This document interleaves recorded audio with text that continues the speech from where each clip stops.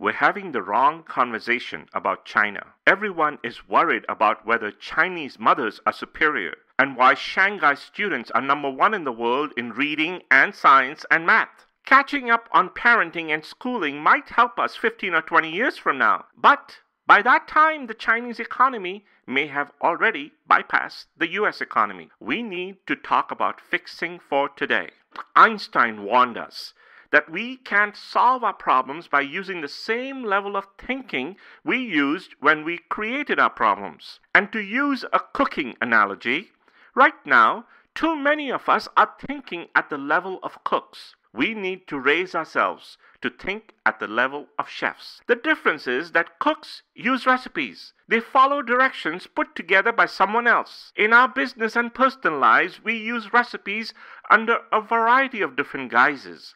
Rules, laws, techniques, habits, prescriptions, best practices, those are all recipes. When you use a recipe that everyone else in the world is also using, you no longer stand out. No matter how carefully you follow the recipe, you're just one among many. And because no set of rules can spell out everything, recipes are the surest way to get into trouble and fall behind. Recipes are so ingrained in us we don't even realize how often we turn to them. Take innovation as an example. Most of us approach innovation with, let's be innovative, let's take a class. Here are the 5 rules of innovation, let's put them up all over the company. It's painful to watch. By the way, those aren't my words. They're the words of the guy who is arguably the most innovative CEO in America.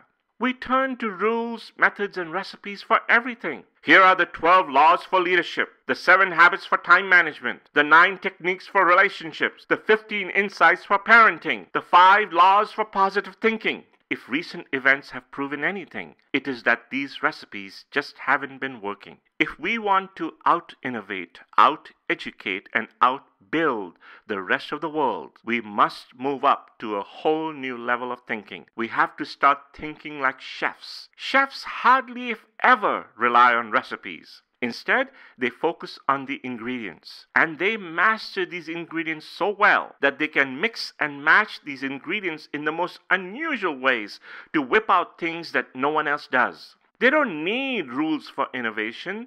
They function at a level that innovation is inherent in what they do. In the same way, those who are the master chefs of their craft don't think about thinking positive. They don't need rules for relationships or leadership or parenting or teamwork because their understanding of the ingredients makes all of it second nature to them. And here's the thing. There are millions of recipes, but there's only one list of ingredients. We can master this one short list rather quickly and gain a worldwide edge in innovation and leadership and relationships and time management and parenting and schooling and practically everything else. Yes, only one list to fix today and to fix tomorrow.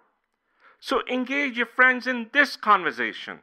Engage your co-workers, engage your associates, engage your boss, and engage the parents, and engage the teachers. Otherwise, when the year 2020 comes along, all we will have is 2020 vision of what we should have changed, but didn't.